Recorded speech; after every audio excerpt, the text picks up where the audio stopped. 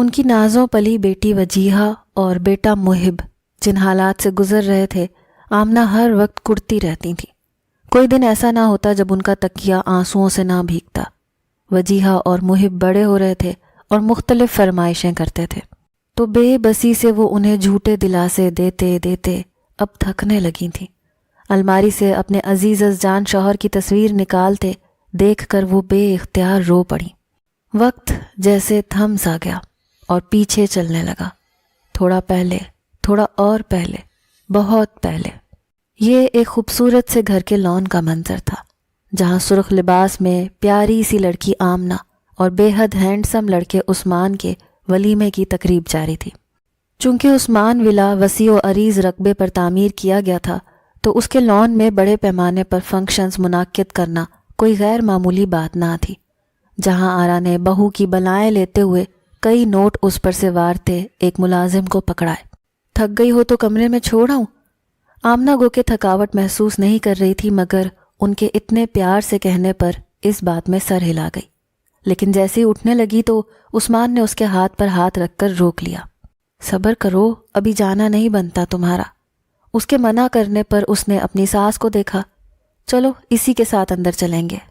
جہاں آرا چہرے پر زبردستی مسکراہٹ سجائے بولیں، مگر اندر ہی اندر انہیں عثمان کا ٹوکنا بہت برا لگا تھا۔ یہ ملک نواز کی فیملی تھی، جہاں وہ اپنی بیگم جہاں آرا کے ساتھ رہائش پذیر تھے۔ بڑے بیٹے لقمان کی شادی خاندان میں ہی ہوئی تھی۔ اس کی بیوی کا نام فرخندہ تھا اور وہ ساس کی چہیتی تھی۔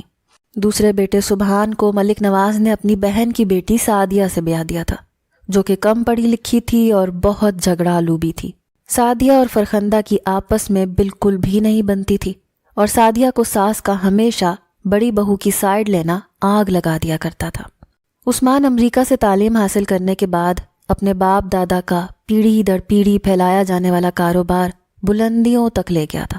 اس کے دو بڑے بھائی لقمان اور سبحان اس سے بہت پہلے ہی اس کاروبار کا حصہ بن چکے تھے، مگر جس ذہانت اور کاروبار کے داؤ پیچ سے عثمان سب کچھ ہینڈل کرتا تھا، شاہ نواز اس پر بہت فخر محسوس کرتے تھے۔ جہاں آرا کی دلی خواہش تھی کہ وہ اپنے تیسرے اور لاڈلے بیٹے کی شادی اپنے بھائی کی بیٹی ثنا سے کرے، اور اس کے لیے وہ اپنے بھائی بھاوت سے بات بھی کر چکی تھیں، مگر قسمت کی ستم ظریفی کے عثمان کو سادہ سے حلیے والی آمنہ بھا گئی، جو لقمان بھائی کے بڑے بیٹے کو گھر میں قرآن پاک پڑھانے آتی تھی۔ سفید پوش آمنہ کی فیملی میں بس وہ اور اس کے بابا تھے، جن کی طبیعت اکثر ہی شوگر کی وجہ سے خراب رہتی تھی۔ وہ حافظ قرآن تھی اور گزر بسر کرنے کو اس نے قرآن پاک پڑھانے کے لیے 3-4 گھروں میں جانا شروع کیا، جس سے اس کی اتنی آمدن ہو جاتی تھی کہ وہ لوگ فاقوں کی نوبت نہیں آتی تھی۔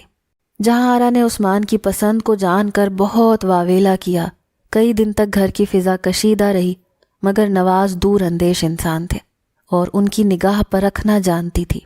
وہ عثمان کے جذبات کی سچائی کو بھانپ چکے تھے اور جانتے تھے کہ اگر والدین راضی نہ بھی ہوئے تب بھی عثمان اپنی پسند سے دستبردار نہیں ہوگا، تو انہوں نے جہاں آرا کو زبردستی اس رشتے پر راضی کیا اور دھوم دھام سے آمنہ کو بیاہ لائے۔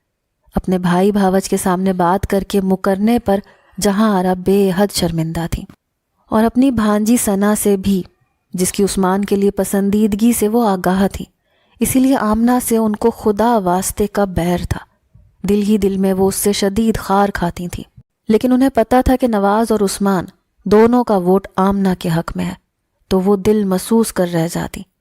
شادی کے ہنگامے سرد پڑے تو آمنہ کو رفتہ رفتہ اندازہ ہونے لگا کہ گھر کے افراد میں بڑی جٹھانی فرخندہ اور اس کی ساس اسے خاص پسند نہیں کرتی، جبکہ چھوٹی جٹھانی سعدیہ گو کہ اس کے ساتھ ٹھیک تھی، مگر اپنے حصے کا کام بھی اسے سونپ دیا کرتی۔ اس گھر میں کچن کو ملازمین کے حوالے کیا جانا جیسے جرم سمجھا جاتا تھا۔ تینوں وقت کا کھانا گھر کی خواتین ہی بناتی تھی، اور تینوں بہوؤں کو ایک ایک وقت کا کھانا بنانے کی ڈیوٹی دی گئی تھی۔ بڑی فاخرہ ناشتہ بناتی، چونکہ ساس کی وہ لاڈلی تھی، تو جہاں آرا اس کا ساتھ بٹانے کو ساتھ ساتھ ہوتی۔ دوپہر کا کھانا آمنہ کو دے دیا گیا، اور وہ اپنا کام خوش اسلوبی سے کرتی، کیونکہ اسے خود کام کرنے کی عادت تھی، مگر جب رات کے کھانے کی باری آتی تو سعدیہ کوئی نہ کوئی بہانہ کر کے کچن میں آمنہ کو اپنا کام سونپ کر چلی جاتی۔ وہ وقت عثمان کے آنے کا ہوتا، لیکن وہ کچن میں مصروف رہتی، جس کی وجہ سے عثمان اس سے ناراض ہو جاتا۔ ایک بار اس نے سعدیہ کی بات نہ مانتے ہوئے اپنے کمرے میں جانا بہتر سمجھا، کیونکہ وہ اپنے شوہر کو بہرحال ناراض نہیں رکھ سکتی تھی۔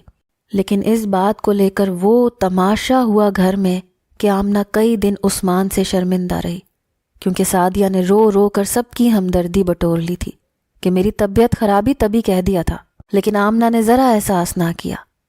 وقت کا کام تھا گزرنا، سو گزرنے لگا۔ اب آمنہ اور عثمان کے 2 بچے تھے، وجیہہ اور محب۔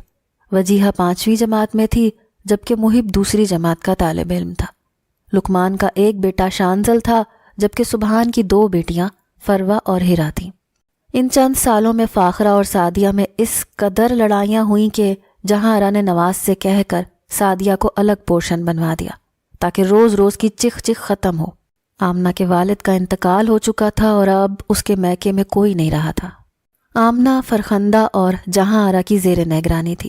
ان کی بات سے انحراف کا وہ اب تصور بھی نہیں کر سکتی تھی۔ گھر کے سبھی بچوں کو آمنہ ہی قرآن پاک پڑھایا کرتی، اور اسی دوران شانزل اپنی چاچی کے بہت قریب ہو گیا تھا۔ اسے اپنی معصوم سی چچا زاد وجیہہ بہت کیوٹ لگتی تھی، اور محب تو شانزل کا دیوانہ تھا۔ انہی دنوں ایک حبس زدہ دوپہر کو عثمان ولاز میں جیسے قیامت ٹوٹ پڑی۔ اسکول میں سیڑھیوں سے گرنے پر وجیہہ کے بہت بری چوٹ آئی تھی، تو اسکول انتظامیہ اسے ہاسپٹل لے گئی۔ گھر پر جب پتہ چلا تو آمنہ بالکل حواس باختہ ہو گئی۔ فوراً عثمان کو اطلاع دی۔ عثمان، جس کی جان ہی اپنی بیوی بچوں میں تھی، بہت عجلت میں ہاسپٹل جانے کو ڈرائیو کرنے لگا اور تیز رفتاری کے مارے حادثے کا شکار ہو گیا۔ وہ موقع پر ہی جاں بحق ہو گیا، اور اس خبر نے سب گھر والوں خصوصاً آمنہ پر بجلی بن کر گری تھی۔ ایک طرف بیٹی ہسپتال میں پڑی تھی، دوسری طرف سر کا سائیں چھن چکا تھا۔ ستم در ستم یہ کہ رونے کو کندھا نہیں تھا۔ وہ کس کس کے غم میں روتی۔ ماں باپ بہن بھائی تو پہلے ہی نہیں تھے، اب شوہر کا سایہ بھی سر سے اٹھ جانے پر وہ دھاڑے مار مار کر رونے لگی۔ دوسری طرف جہاں آرا اپنے لاڈلے بیٹے کے گزر جانے کی وجہ آمنہ کو سمجھتی تھی کہ اگر وہ کال نہ کرتی تو میرا بیٹا اتنی تیزی میں گاڑی نہ چلاتا، نہ ہی اس کا ایکسیڈنٹ ہوتا۔ ہسپتال سے وجیہہ واپس آئی تو باپ کی میت کو دیکھ کر زار و قطار رونے لگی۔ آمنہ اور وجیہہ دونوں کو شانزل نے اپنے حصار میں لیا ہوا تھا، کیونکہ جہاں آرا مسلسل ان دونوں ماں بیٹی کو کوسنے دیے جا رہی تھیں۔ فاخرہ ان کی تائید میں پیش تھی۔ نواز صاحب چونکہ مرد حضرات میں بیٹھے تھے، تبھی انہیں اندر کی صورتحال کا اندازہ نہیں تھا۔ جب میت اٹھانے کے لیے مرد حضرات اندر آئے اور عثمان کو آخری سفر پر لے جانے کے لیے آگے بڑھے تو آمنہ کو سنبھالنا مشکل ہو گیا۔ اتنی کم مدت تھی خوشیوں کی، اور خوشیاں بھی وہ کہ جن میں جہاں آرا، سعدیہ اور فاخرہ کی چھوٹی موٹی سازشیں شامل تھیں، مگر اس نے کبھی بھی عثمان کو اس کی بھنک تک نہ لگنے دی تھی کہ وہ گھر کا ماحول خراب نہیں کرنا چاہتی تھی۔ روتے روتے نظر بچوں پر پڑی تو نئے سرے سے اپنے نقصان پر رونا آیا۔ بچوں کو اپنے ساتھ لگاتے آمنہ کے بین سب کی آنکھیں اشک بار کر گئے۔ دوسری طرف جہاں آرا صدمے سے بے ہوش ہو چکی تھیں۔ کل خوانی کے بعد جیسے ہی گھر آئے مہمان رخصت ہونے لگے تو جہاں آرا نے فرخندہ کو اشارہ کیا۔ وہ ان کا اشارہ سمجھتے آگے بڑھی اور ایک پیک شدہ بیگ لا کر لاؤنج میں رکھا۔ چلو بی بی، جس کی وجہ سے میں تمہیں برداشت کر رہی تھی وہ تو لے لیا میرے اللہ نے، اب تمہاری اور ان بچوں کی اس گھر میں کوئی جگہ نہیں۔ ارے اتنے سال میرے سینے پر مونگ دلتی رہی ہو، اب میں تمہاری شکل نہیں دیکھنا چاہتی۔ بیگ آمنہ کے پیروں میں پھینکتے جہاں آرا نے اس پر بم پھوڑا۔ وہ پھٹی پھٹی نظروں سے انہیں دیکھے گئی۔ کیا کوئی عورت اتنی بھی ظالم ہو سکتی ہے کہ اپنی ہی بہو اور پوتا پوتی کو گھر سے نکال دے، جبکہ بیٹے کو گئے ابھی دوسرا دن تھا؟ مگر ہم کہاں جائیں گے؟ جہاں مرضی جاؤ، مگر ادھر نہیں رہنے دوں گی۔ تمہیں دیکھ دیکھ کر میرا عثمان مجھے یاد آئے گا، اور یہ کلموہی سیڑھیوں سے گر کے خود کیوں مر نہیں گئی؟ میرا جوان بیٹا کھا گئی یہ منحوس۔ ان کی وجیہہ پر جھپٹتے ہی آمنہ ان دونوں کے درمیان آ گئی۔ امی پلیز، عثمان سے بہت محبت تھی آپ کو، تو ان کی اولاد سے ایسا سلوک کریں گی کیا آپ؟ ہاں، انہوں نے سر جھٹکتے ناک پر سے مکھی اڑائی۔ ہم یہاں سے کہیں نہیں جائیں گے امی، کیونکہ یہ ان بچوں کے باپ کا گھر ہے۔ نظریں نیچے کیے وہ دھیمے سے بولی، جبکہ فرخندہ اور جہاں آرا سخت حیرانی سے آنکھیں پھاڑے دیکھنے لگی کہ آمنہ کی یہ مجال، اور منجلی بہو سعدیہ نے ساس کو تنزیہ دیکھ کر مسکراہٹ ضبط کی۔ سعدیہ کی مسکان نے تو گویا جلتی پر تیل کا کام کیا۔ وہ آگے بڑھتے ہوئے آمنہ کا بازو پکڑ کر خون خوار نظروں سے گھورنے لگی، اور اس سے پہلے کہ وہ کوئی اور ستم ان یتیم بچوں اور بیوہ پر ڈھاتی، نواز وہاں آ پہنچے۔ کیا ہو رہا ہے یہاں؟ یہ یہاں نہیں رہے گی اب، بس کہہ دیا میں نے۔ بڑی مشکل سے اس کو برداشت کیا تھا عثمان کی دلہن کے روپ میں، ورنہ تو میری بھانجی نے آنا تھا اس کی جگہ، مگر اب جو عثمان نہیں رہا تو اس کی بھی کوئی ضرورت نہیں ہے۔ بیٹے آپ جاؤ امی اور بھائی کو لے کر، انہوں نے وجیہہ سے کہا تو وہ چپ چاپ وہاں سے دونوں کو لیے چل دی۔ تمہارا دماغ ٹھکانے پہ ہے؟ یہ کس قسم کا تماشا لگا کے بیٹھی ہو؟ ابھی کل میں جوان بیٹے کو دفنا کے آیا ہوں اور تم اسی کی اولاد کو گھر سے نکالنے کی بات کر رہی ہو۔ اللہ سے ڈرو جہاں آرا، یتیموں پر ظلم کر کے جہنم مت خریدو اپنے لیے۔ انہوں نے آمنہ اور بچوں کو تسلی دی کہ یہ گھر ان کا ہے اور کوئی بھی انہیں بے دخل نہیں کر سکتا۔ نواز کی حمایت ملنے پر جہاں آرا آمنہ سے مزید متنفر ہو گئی اور اپنی ایک شرط کے بدلے انہیں وہاں رکھنے پر راضی ہوئیں کہ وہ انیکسی میں شفٹ ہو جائیں گے تاکہ آمنہ اور اس کی بیٹی کو دیکھ کر بیٹے کی موت کا دکھ تازہ نہ ہو۔ ماہانہ راشن کے علاوہ بچوں کی پڑھائی کا خرچ نواز نے اٹھایا ہوا تھا، جبکہ لقمان ان سے لا تعلق ہی رہتے تھے کیونکہ اس کی لگام بیوی کے ہاتھ میں تھی۔ رہ گیا سبحان تو وہ اپنے بیوی بچوں کو لے کر مکمل الگ ہو چکا تھا۔ آمنہ نواز سے خود پیسے مانگنے میں شرم محسوس کرتی تھی، لیکن نواز کو ان لوگوں کا بہت احساس تھا۔ عثمان کے حصے کی ساری جائیداد کو روپوں کی صورت میں بینک میں جمع کروا دیا تھا اور ہر مہینے ملنے والی رقم کو آمنہ کے ہاتھ دھر دیا کرتے تاکہ اسے کسی کے آگے ہاتھ پھیلانا نہ پڑے۔ گو کہ عثمان کے بغیر بہت مشکل تھی، مگر مالی تنگی نہ تھی، تو بہرحال بچوں کی خواہشات پوری ہو رہی تھیں، اور شانزل بھی چاچی اور کزنز کا بے حد خیال رکھتا تھا۔ فرخندہ کا لاڈلا ہونے کی وجہ سے وہ اپنی بات منوا لیا کرتا تھا، اور ماں کے منع کرنے کے باوجود اس نے ان لوگوں سے ملنا ملانا پہلے کی طرح ہی جاری رکھا تھا۔ آمنہ کی زندگی نے کروٹ ایک بار پھر تب بدلی جب عثمان کے گزر جانے کے 4 سال بعد نواز بھی اس دار فانی سے کوچ کر گئے۔ شوہر کی وفات کے بعد جہاں آرا میں وہ دمخم نہ بچا کہ وہ آمنہ کو گھر سے نکالتی، کیونکہ جوان بیٹے کی موت کے بعد شوہر کے بھی چلے جانے سے وہ بالکل ہی خاموش ہو گئی تھی اور گھر کی باغ دوڑ اور اندرونی معاملات فرخندہ کے ہاتھ میں دے دیے تھے۔ اب جو رقم نواز آمنہ کو ماہانہ دیا کرتے تھے اس میں بہت کمی آ چکی تھی، تو آمنہ بے حد پریشان رہا کرتی، مگر اس نے کبھی بھی بچوں پر یہ ظاہر نہیں کیا تھا۔ یہ بہت اداسیوں بھرے دن تھے جب شانزل انیکسی میں آیا۔ چاچی کی گود میں سر رکھ کر لیٹے اس نے کنکھیوں سے وجیہہ کو دیکھا، جو اپنی کتابیں پھیلائے کوئی ٹیسٹ کی تیاری کر رہی تھی۔ میٹرک کی اسٹوڈنٹ ہونے کے ساتھ ساتھ آمنہ نے اسے گھرداری میں بھی طاق کر دیا تھا۔ شانزل 2 دن کے بعد امریکہ جا رہا تھا اور اسے پتا تھا کہ یہ خبر چاچی اور اس کی کزنز کے لیے خوشگوار ہرگز نہیں ہوگی۔ وہ خود کہاں ان لوگوں سے دور جانا چاہتا تھا، خاص کر وجیہہ سے، جس کو جانے کب وہ اپنے دل میں بہت الگ مقام دے چکا تھا، جو سب کے لیے وجیہہ تھی مگر شانزل کے لیے صرف جیا۔ وہ اس کی نظروں کے مفہوم سے آشنا تھی، لیکن اس نے کبھی بھی شانزل کی پذیرائی نہیں کی، نہ ہی شانزل نے اس سے کسی قسم کی ڈیمانڈز رکھی تھی، کیونکہ وہ پہلے اپنے پیروں پر کھڑے ہونا چاہتا تھا تاکہ پھر وہ جیا کو اپنا بنا سکے۔ ایک بہت بڑا مرحلہ فرخندہ کو منانے کا تھا۔ جانے کیوں اسے لگتا تھا کہ اگر وہ یہاں سے جائے گا تو اس کی امی کی دشمنی کی بھینٹ اس کی جیا کو چڑھا دیا جائے گا۔ انہیں جیا سے خدا واسطے کا بیر تھا، حالانکہ اس کی صورت پر تو صرف پیار ہی آ سکتا تھا، تو اس نے فیصلہ کیا تھا کہ اپنی چاچی سے اس بارے میں بات کر کے جائے گا کہ وہ اس کی امانت، اس کی جیا کو صرف اس کے لیے سنبھال کے رکھیں۔ کیا بات ہے، بہت اداس لگ رہا ہے میرا بیٹا، آمنہ نے محبت سے اس کے بال سنوارتے ہوئے پوچھا، تو وجیہہ نے بے ساختہ اس کی طرف دیکھا، جو اسے آج کچھ الجھا سا دکھائی دے رہا تھا۔ نامعمول کی شوخی اس کی آنکھوں سے ہویدا تھی اور نہ ہی وہ زیادہ باتیں کر رہا تھا۔ جبکہ وہ انیکسی میں ہوتا تو اس کی آواز گونجا کرتی تھی۔ چاچی، مجھے آپ سے کچھ بات کرنی ہے، ہچکچاتے ہوئے وہ بولا۔ اس کی عمر محض 20 سال تھی، اگرچہ یہ بہت ہی نامناسب تھا، مگر وہ اپنے دل اور دل میں پلتے شک کو کیسے نظر انداز کرتا۔ بولو بیٹا۔ یہاں نہیں، کیا ہم اکیلے میں بات کر سکتے ہیں؟ آمنہ نے قدرے حیرانی سے اسے دیکھا کہ ایسی کون سی بات ہے جو وہ وجیہہ اور محب کے سامنے نہیں کر سکتا، مگر بغیر کوئی سوال کیے وہ اسے لے کر دوسرے کمرے میں چلی آئیں، جبکہ وجیہہ کی پرسوچ نظروں نے دور تک ان کا تعاقب کیا۔ محب نے ابرو اچکائے، اس سے پوچھا کہ کیا بات ہے؟ وہ نفی میں سر ہلاتی کتاب پر جھک گئی، مگر اب اس کا دھیان انہی کی طرف لگا تھا کہ جانے کیا بات ہے۔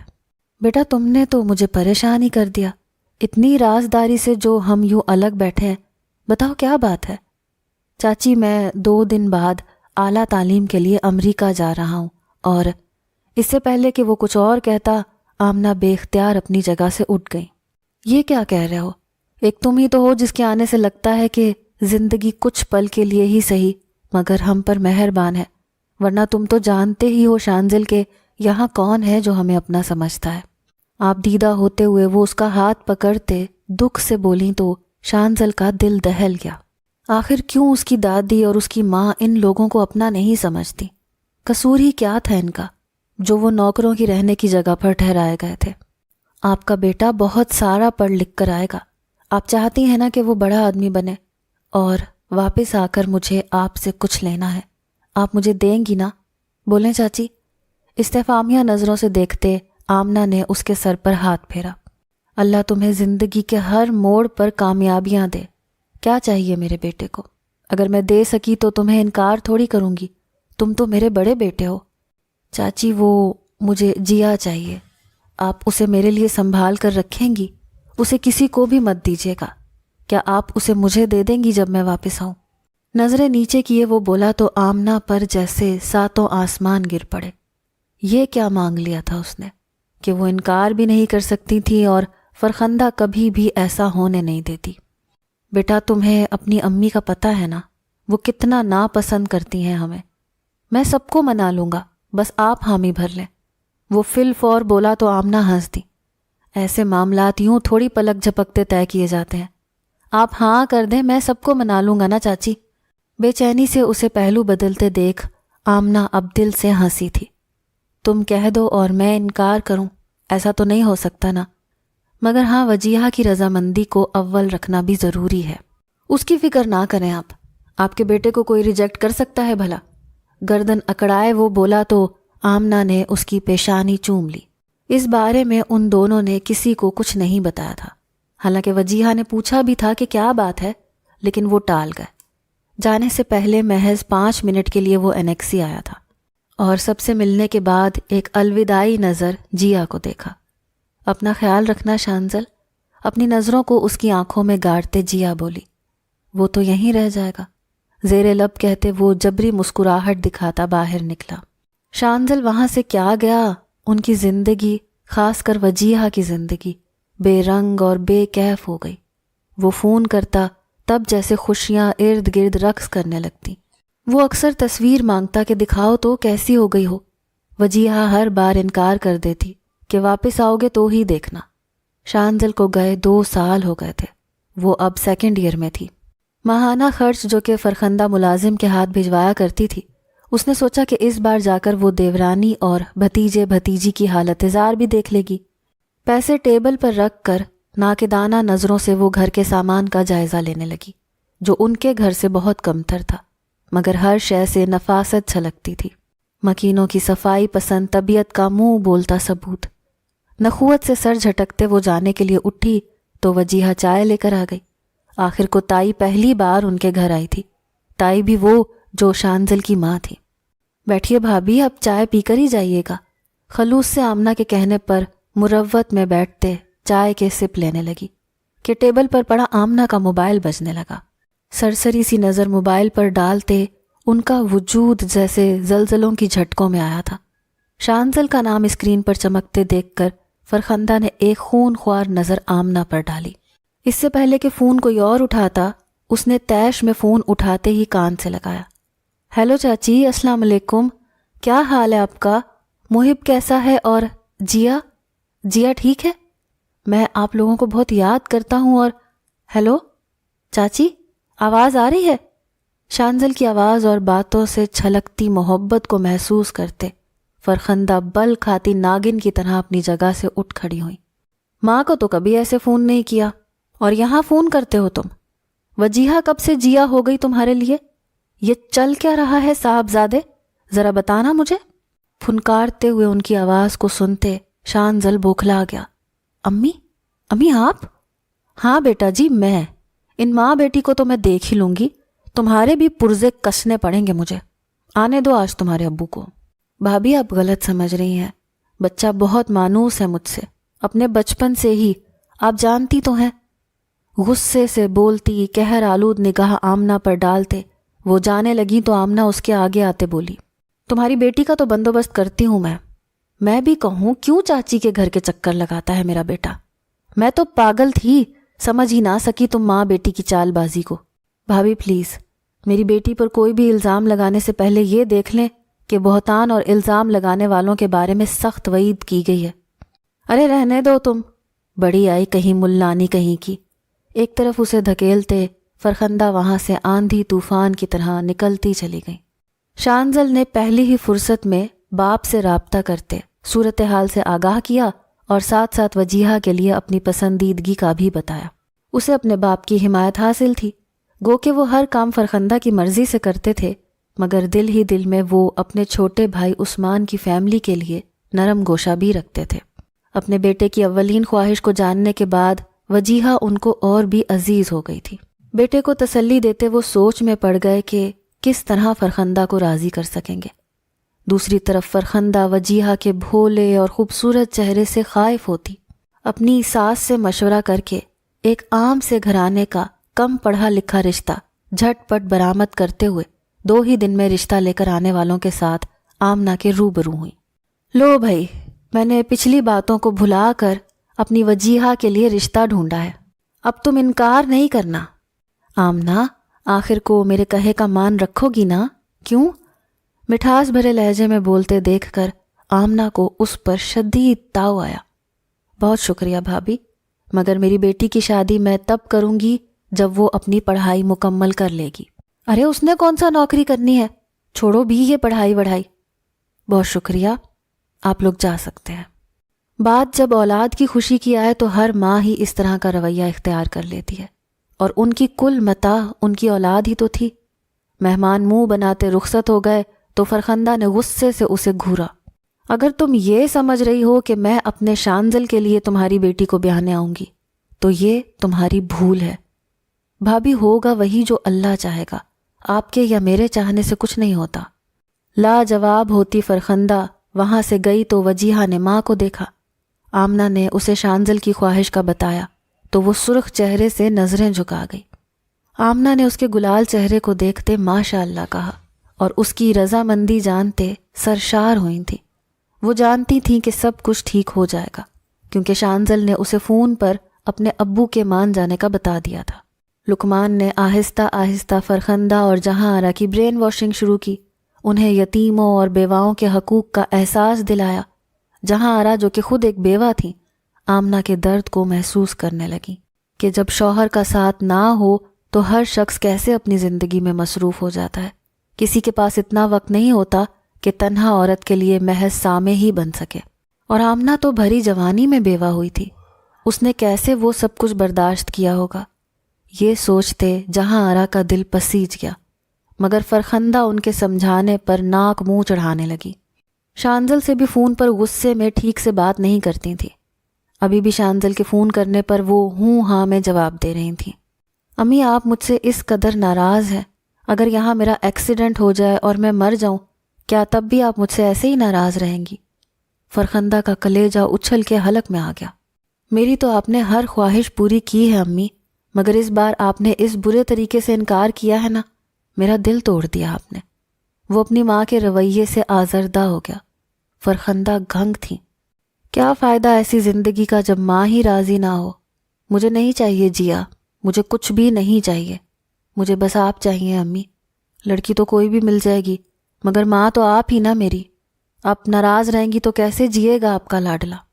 بھرائے لہجے میں کہتے وہ فون رکھ گیا۔ دوسری طرف فرخندہ کی آنکھوں سے آنسو روا تھے۔